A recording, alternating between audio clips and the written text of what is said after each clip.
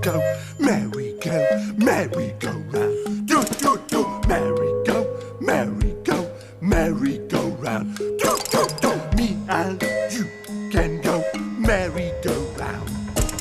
It's very easy, just go up and down. Come on, let's merry-go, merry-go, merry-go-round. Do, do, do, merry-go, merry-go, merry-go-round.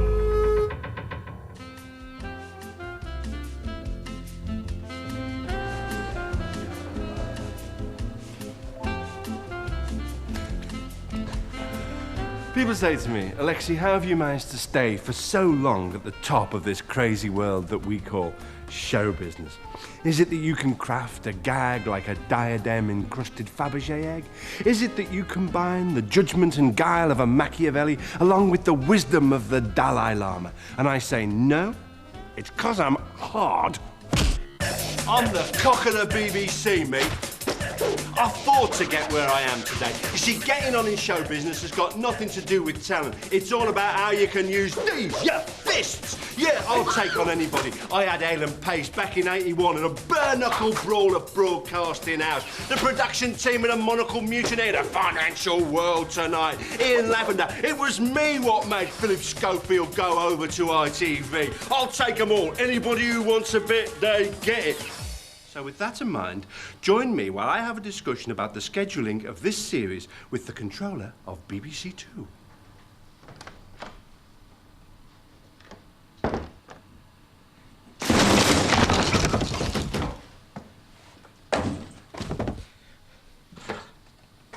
You, outside. Alexei! Alexei! Alexei! Alexei! Alexei!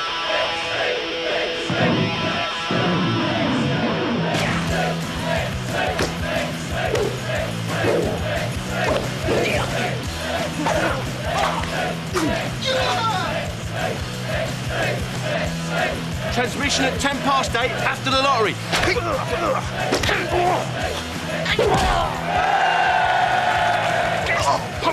Top of the repeat on Wednesday, omnibus on Sunday.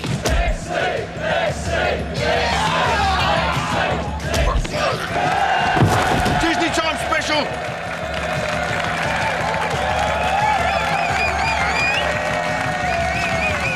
And no more bleeding BBC Two.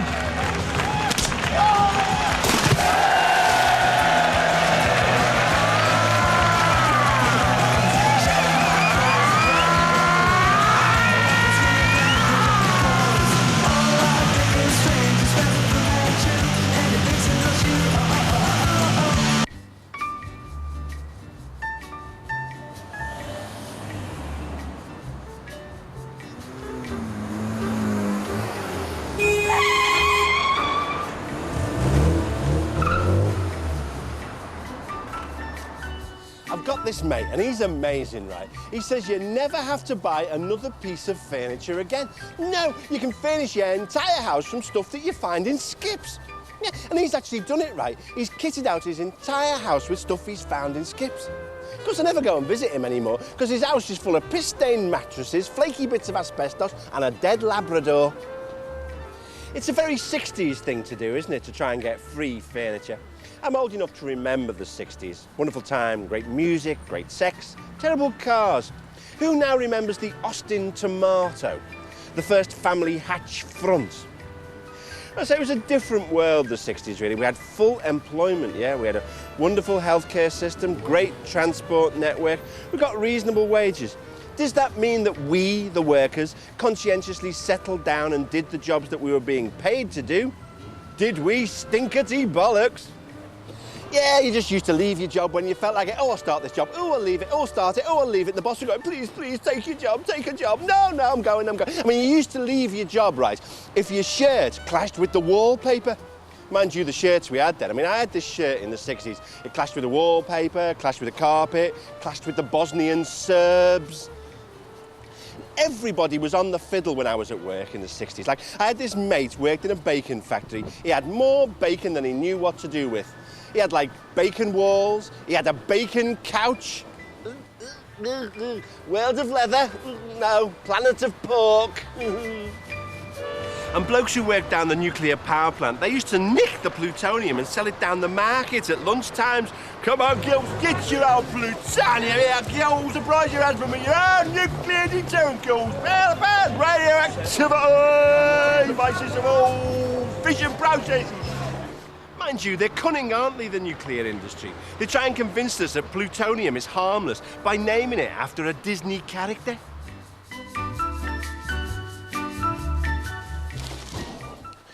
Recently, there's been a bit of a backlash against 60s-style education, and not before time. It's a scandal that children in our schools are still being taught that spelling doesn't matter, that Harold Wilson's the Prime Minister, and that 240 pennies make a pound.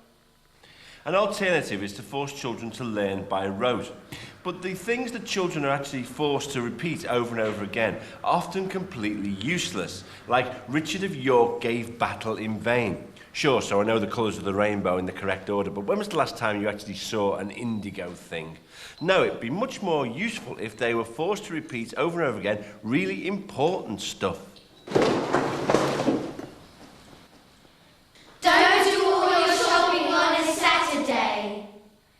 Don't do all your shopping on a Saturday. Do not put letters from the Inland Revenue away somewhere in a drawer.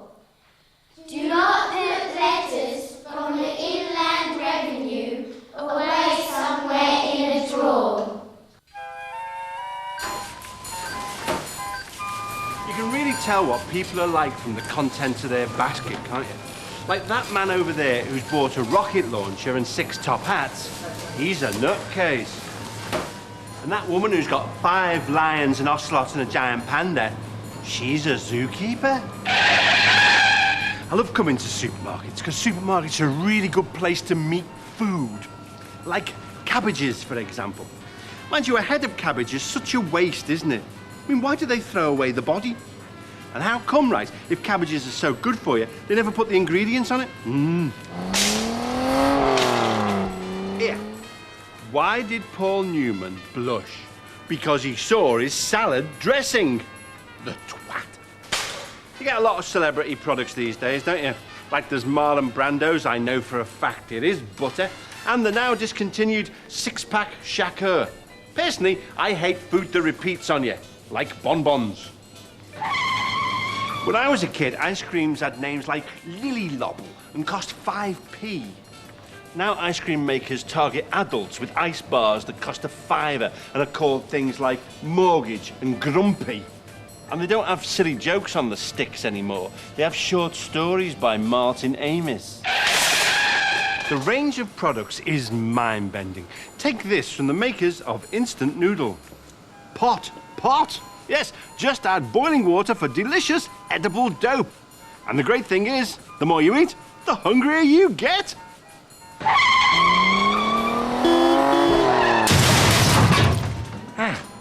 Fruit Corner. This is the yogurt that makes you feel that you're creating a meal by moving a little bit of jam from here to here. The guy that invented this must be the same guy that invented those swimming pools. You know, where you have like a big deep end and a little shallow end. And if you want, you can add more water. Supermarkets ultimately exist to make you buy stuff. They encourage you to do this in many subliminal ways. For example, if we turn up the background music, we hear the hard sell. Buy stuff. Buy stuff. Buy all our stuff. Buy stuff. You can never get enough. There's a sinister psychology at work. The way the sweets are by the checkout. The way the checkout girl is by the checkout. And the way the whole thing is hidden behind a sign that says, supermarket. Detectives like to hang around supermarkets because everything checks out. The supermarket is an apt zoo for modern man. Dead fish, dead animals, dead bread, but all at really good value. What is it about rock musicians and drugs? The list of rock casualties is a long one. Jimi Hendrix, Brian Jones, Bon Scott, Andy Gibb, Sid Vicious, some bloke out the Smashing Pumpkins whose name I can't remember. They must have a bloody awful band in heaven. That or a long queue at the chemist's. But you know, I think the fans actually like it that way. They like to live vicariously through musicians. I mean, nobody would applaud if a chambermaid threw a telly through a hotel window, would they? And can you think of any other profession where people would think you were better because you were out of it? Good evening, everyone. My name is Captain Jackson, and your first officer today is Tony Payton on this flight to Rome. Passengers may be interested to know that I have taken a terrifying cocktail of mind-altering substances. I've opted for 3 tabs of E, a couple of twists of speed, and 30 of my granny's heart pills. When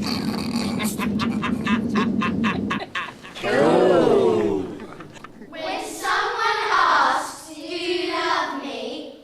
Always say yes. Honesty will not help. When someone asks, do you love me? Hi. You may have noticed that once again I didn't get anything in the New Year's honours list. Now you might say, well, that's because they didn't offer him anything. But there you'd be wrong. You see, Buckingham Palace actually offered me an honour and I turned them down flat. Of course, it didn't happen as simply as the Queen sending me a Gary Larson Farside card and writing in it, Lex, fancy a gong, Liz. Now, you see, you're not allowed to turn the Queen down. So the way you're offered an honour is through a series of escalating nods and winks, hints and whispers. And if you answer all these questions in the affirmative, then you get some sort of honour. So, the way it happened with me was, I was in my local sandwich bar just before Christmas, and behind the counter was this posh man who I'd never seen before. So I said, I'd like a chicken salad sandwich, please. And he said, certainly said, then, in a very significant voice, would you like some mayonnaise on that? I knew, and he knew, that he wasn't really asking me if I wanted any mayonnaise. What he was really saying was, would you like to be made a Knight Commander of the British Empire? So I said, quick as a flash, no, mate, I don't want no mayonnaise. Not now nor never, no mayonnaise, thank you. He said, fair enough. So, I didn't sell out and become a member of the British establishment. And my sandwich was a bit dry. Fight the power. Hello? Hello, can you hear me? Hello? These phones are useless, aren't they? They get a lot of interference, you know. Some pick up other people's phone calls, some pick up radio stations, and some, like this one, pick up sailors down the docks and bring them home. Science is great, isn't it? I mean, a few years ago, that would have been unthinkable. But an ear on a mouse's back is only the beginning. Scientists say that within the next 25 years, they'll be able to grow an entire human face on a mouse's back. That's how far we've come. The age-old problem of people having to carry their faces around on the front of their heads will have been solved. Some people say that genetic engineering, mindlessly tinkering with the basis of absolutely everything, is dangerous. But there's a 27% chance that those people are wrong, and I like them odds. The race is on to isolate various genes. The aging gene, the balding gene. They've already found the loneliness gene. That was isolated already. They also assert that there is a gay gene, but how does it get passed on? One of the most exciting discoveries is a crime gene. Yes, a gene that leads to criminality. If this gene really exists, then it could lead to some very early crime detection. Be there. A big push, you should do it. Come out! We know you're in there! Come out with your bottom up! We have you surrounded! And food will almost certainly benefit from genetic engineering. Scientists are working on a featherless chicken, which will convert more of its metabolic energy into meat and eggs. Wow! A new chicken! If that isn't exciting, I don't know what is! And what about the defense applications? We only realized what advances had been made in genetic engineering when, during the Gulf War, we saw the first chilling pictures of the Pentagon's lethal bomber geese. We have visual with target. Locking on. Direct hit 00 over.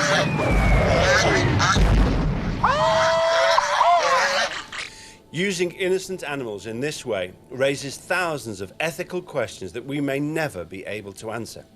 But if we were to engineer a race of, like, super intelligent gibbons, maybe they could answer them for us.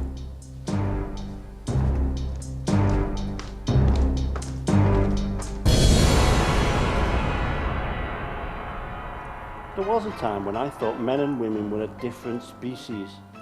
Then I realised I was going out with a wildebeest. We split up eventually.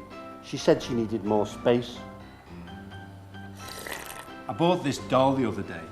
It's blonde, it wears a suit, it mumbles, and it shoots people. It's called Barbie Keitel. Party fucking hard. You gotta break that son of a bitch in two. I got so many bad things. It's very trendy in these so-called 1990s to write about your obsessions. But the trouble is, you can never have that many obsessions. That's what makes them obsessions. Nobody has a nicely balanced range of obsessions which they dabble in when they feel like it. And that's why Nick Hornby is onto such a loser. His first book, Fever Pitch, was about his lifelong, all-consuming passion for football. His next book was about his almost lifelong, not quite consuming, very strong interest in pop music. His book after that was about how he quite liked antiques, but not as much as music and football, and how his interest in antiques affected his weekend, but not if there was any music or football on. His book after that was about how, as a child, the young Nick had seen a documentary about termites, and from that time on, he'd thought about it more than once. His forthcoming book is about his complete and utter indifference to hats, and how his indifference to hats has failed to affect his life in any discernible way. Sales are dropping off. If you are a comedian and early in your career, you often refer to yourself as a fat bastard. Do not be surprised if drunk men shouted at you in pubs for the rest of your days. Why didn't I listen?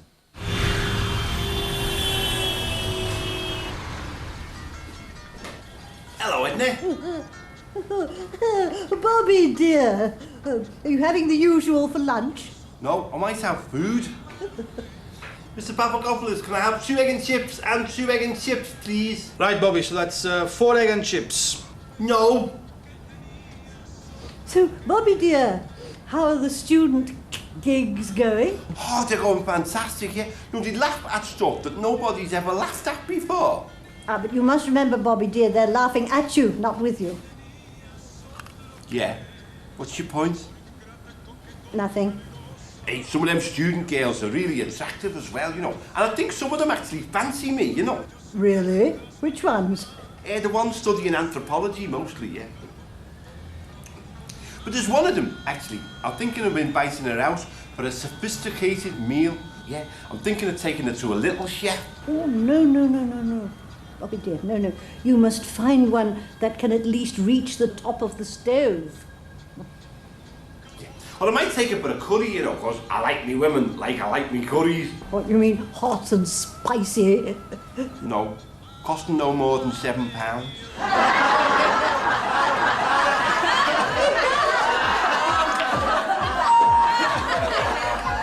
I'll tell you what, though, I'm really into signs of the zodiac, you know, because apparently our lives are controlled by old Ford cars.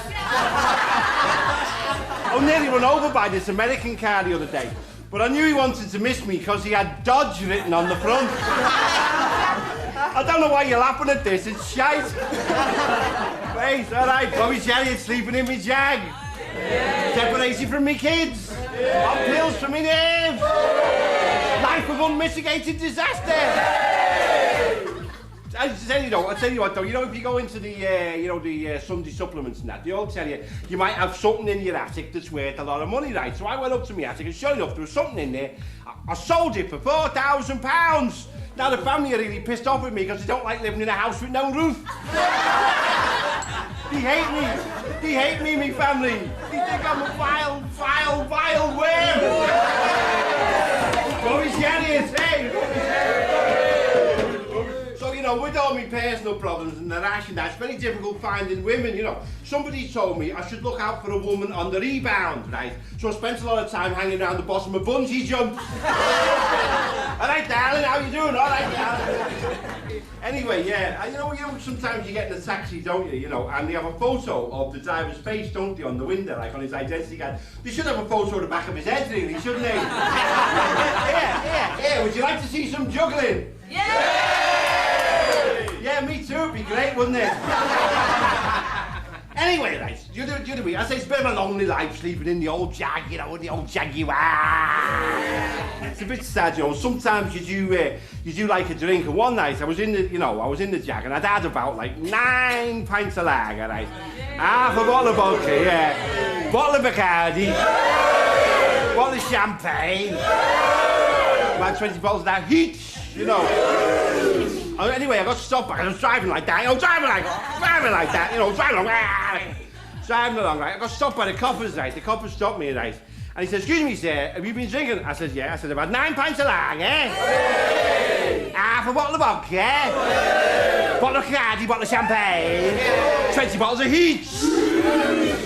So he said, "Do you mind blowing into this bag?" I said, "Why? Don't you believe me?"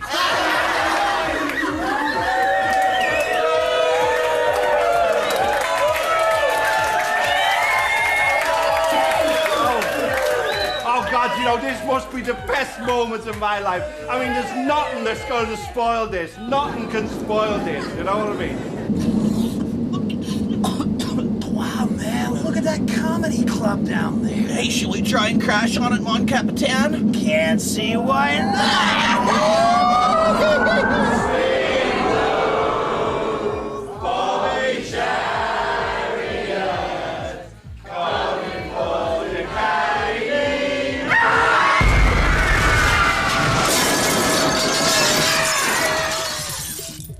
In my day, an Apple Mac was a type of coat made out of fruit. Now, of course, it's a computer. Pretty soon, computers will be everywhere and promising to do everything, like politicians. Recently, a computer beat the world chess champion, Garry Kasparov. Scientists seem intent, despite their many applications, on designing a computer which can beat people at chess. There must be a hardcore of embittered scientists who were thrown out of chess club when they were young and have been bent on getting their own back ever since. Scientists are working on an intelligent computer, but even if they could, I don't think that they should. Because surely, by definition, an intelligent computer would be one that didn't work most of the time. But thanks to computers and the internet, soon you'll be able to work and shop without leaving the comfort of your own home. And this will be fairer for everybody. The homeless will be able to beg for money from us without us leaving the comfort of our own home. What an equitable society it will be. Eventually, computers will try and wipe us out, and 2 words will take on a sinister new meaning: computer dating. After all, this is where computers have the most potential power. All they have to do is interfere in the dating process. Thus, men will find themselves being paired off with dogs, litter, rubbish bins. And women will find themselves going out with box-shaped midgets. Computers! Eventually, humans will die out, apart perhaps from a small race of dog people. And what will the computers do after they have computed everything that there is to compute? Why, they will spend the rest of their days trying to create a human being that can beat them at chess.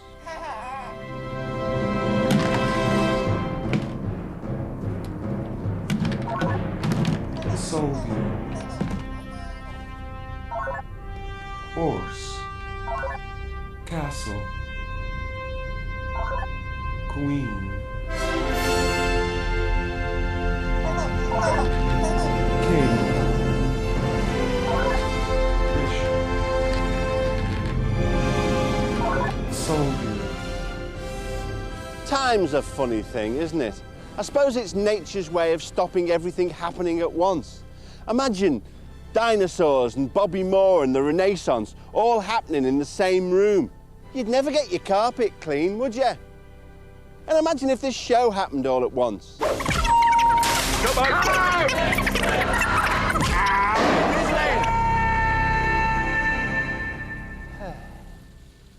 As you get older, you start to know more and more people who are divorced.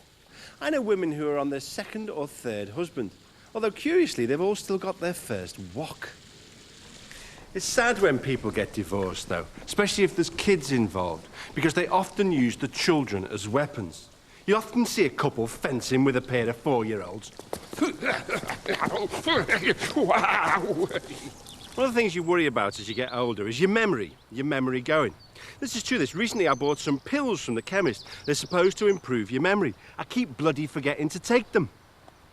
It's funny, isn't it? When you're a kid, you take drugs to get out of your mind. When you're older, you take them to try and get back in. Also, looking back over your life, it's a very cruel thing, memory, isn't it? Very cruel thing, because it seems to me that unpleasant memories are actually much stronger than pleasant memories. You might remember some unpleasant incidents, even if it happened 30 years ago, and it still has the power to make you go, ugh, like that. You know, because pleasant memories are just like a warm, fuzzy glow, aren't they? But unpleasant memories are really sharp. Like, you might remember the time, even though it was in the 60s, when your mum came home early from work and found you in her lollipop lady's outfit, smearing Nutella all over your groin and your arse, you know, and you'll go, ugh, like that, ugh. Or you might remember the time when you told over 4 million viewers on BBC Two about the time when your mum came home early from work and found you smearing Nutella all over your groin and your arse. I've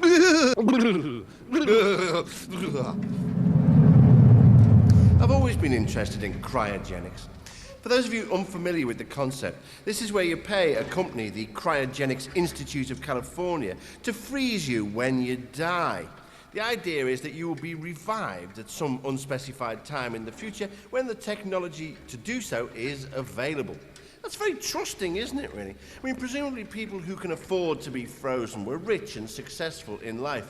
I mean, there's nothing to stop some evil dictator taking over at some time in the future, reviving you and forcing you to clean her toilet 20 hours of the day. But in the end, nobody wants to die, do they? But it costs an awful lot of money to be frozen by the Cryogenics Institute. So I've come here to the Women's Institute, where these lovely ladies are going to preserve me. Ready, ladies? Ready!